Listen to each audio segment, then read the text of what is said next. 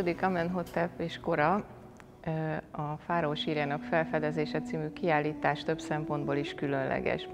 Egyrészt azért, mert tavaly 2020 áprilisában a járvány miatt el kellett halasztani, nem tudott megnyílni, és nagyon örülünk, hogy ez végül is most 2021. szeptemberében sikerült.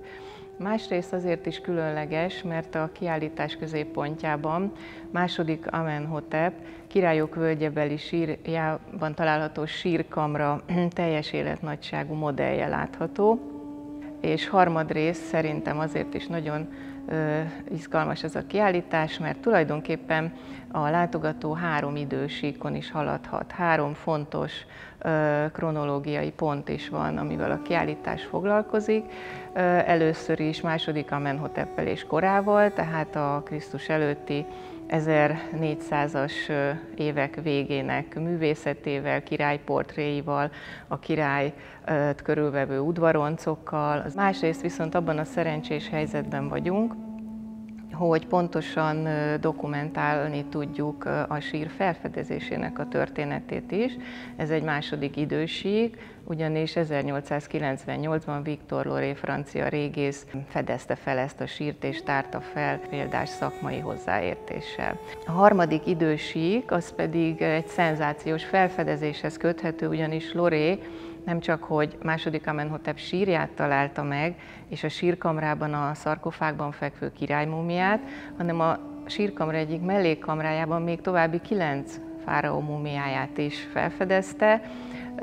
Ez pedig egy újabb ókori esemény hoz be a képbe, tehát a harmadik idősíkot, ugyanis Krisztus előtt 1000 körül Thébában, tehát a Királyok völgye területén olyan rossz volt a közbiztonság, olyan gyakoriak voltak a sírrablások, hogy az akkori thébai Ámon papság és a templomi, illetve a temetői hivatalnokok úgy határoztak, hogy meg kell védeni a királyok múmiáit, akik ugye az egyiptomi túlvilághit szerint istenné váltak a túlvilágon, tehát ezek szent testek, ezeket meg kell védeni a sírrablóktól, és ezért rejtek sírokban helyezték el őket.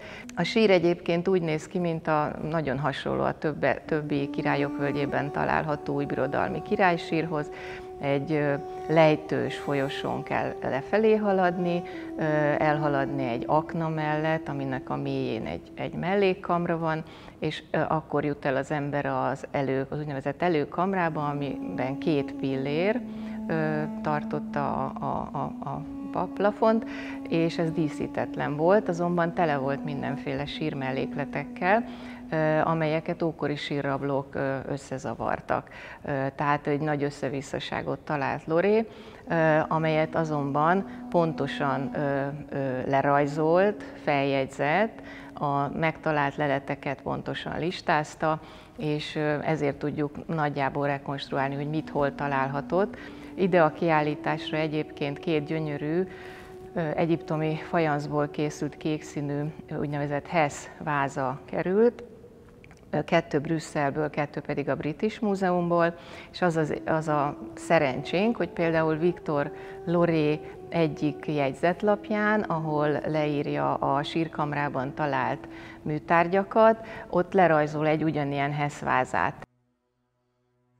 Az előkamrából pedig belépett a sírkamrába, ugye, ahol az Amdoát, a túlvilág 12 óráján tett napisteni útvonal látható körbe a falakon, és 6 pillér tartja ezt a sírkamrát, és ezeken pedig a királyt különböző istenségek fogadják a túlvilágon. Egy színpompás dekorációja van a sírkamrának, és ami az izgalmas, hogy egy süllyesztett lépcsővel elérhető részében a sírkamra végén ott látható a királyi szarkofág, egy nagy kőszarkofág, és ebben benne volt a király múmiája, ami ritkaság volt.